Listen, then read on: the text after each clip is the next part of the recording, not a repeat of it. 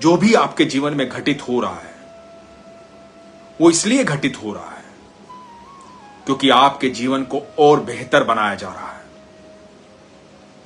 एक छोटा सा प्रेरक प्रसंग आपको सुनाता हूं, बड़ा छोटा सा प्रेरक प्रसंग है। ये कहानी है। ये कहानी इसलिए सुना रहा हूं कि इससे समझिएगा बात को। एक बार स्वर्ग के अंदर सबको बताया गया कि आज स्वयं भगवान आ रहे हैं प्रसाद देने। तो सब लोग कतार में लगे हुए थे कि स्वयं भगवान को देखेंगे। कोई जरूरी नहीं है कि आप स्वर्ग में जाएं और ईश्वर के दर्शन हो। ईश्वर के दर्शन तो आप यहां भी कर सकते हैं, ईश्वर से मुलाकात तो आप यहां भी कर सकते हैं। भगवान श्री कृष्ण कहते हैं कि लाखों सालों से तपस्या कर रहे देवी देवता भी इस रूप को नहीं देख पाए हैं अर्जुन, जो तुम देख रहे हो। क्योंकि भगवान सिर्फ समर्पण से मिलते हैं। अच्छे कर्मों से आपको सुविधा मिलेगी। जिस दिन समर्पण हो जाएगा उस दिन ईश्वर मिल जाएंगे। और जब समर्पण हो जाता है तो ना दुख होता है ना सुख होता है। तो पता लगा कि भगवान प्रसाद देने आ रहे हैं। सब कतार में लगे हुए थे। एक छोटी सी बच्ची भी कतार में लगी हुई थी। उसका नंबर आया। भगवान ने उसे एक सेब का प्रसाद दिया। भगवान को देख करके बड़ी प्रसन्न हुई, बड़ी खुश हुई। प्रसाद लिया और चल दी। थोड़ा सा आगे गई, हाथ से प्रसाद जो है वो सेब जो है गिर गया, गिरकर दूर चला गया। बड़ा दुख हुआ, रोने लगी, बोलने लगी कि अब क्या करूंगी। बड़ी मुश्किल से प्रसाद मिला था, इतनी देर कतार में लगी थी। तो देखती कि दूसरी कतार बहुत बड़ी है। यदि प्रसाद चाहिए तो उसमें लगना पड़ेगा, विश्वास करना पड़ेगा कि मेरा नंबर आएगा। वो बच्ची उस दूसरी कतार में लगती है।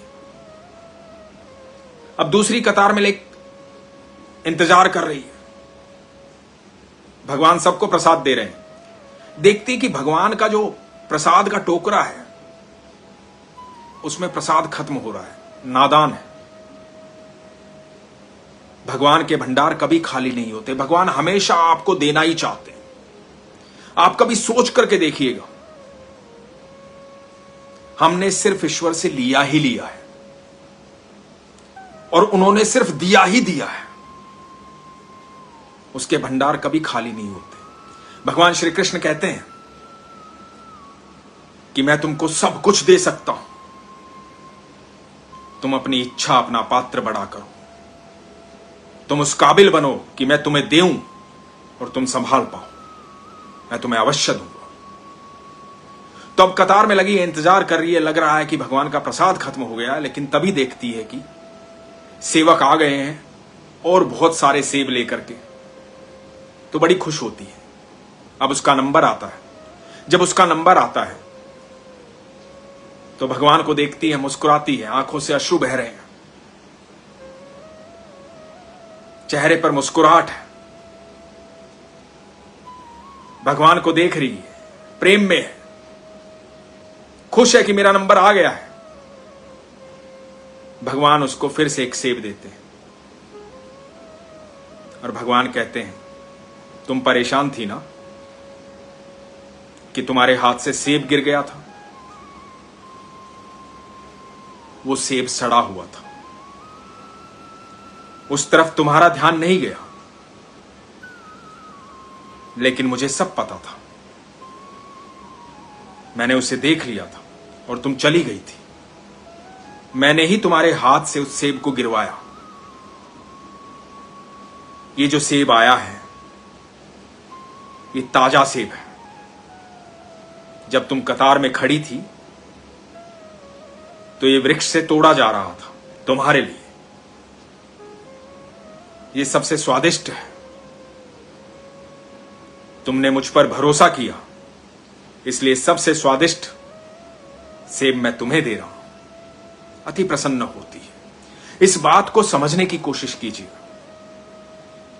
कई बार चीजें हमारे पास आकर के छूट जाती हैं। कई बार हम सफलता के बहुत करीब होते हैं लेकिन हार जाते हैं।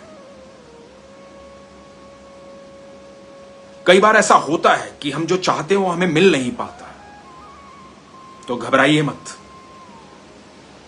आपके लिए उससे बेहतर की तैयारी हो रही है। और यकीन रखिए कि ईश्वर के भंडार कभी खाली नहीं होते। सही समय आने पर आपको उससे बेहतर मिल जाएगा। इसलिए हमेशा कहता हूं, अपने विश्वास को मजबूत रखिए। ईश्वर हर पल आपके साथ है।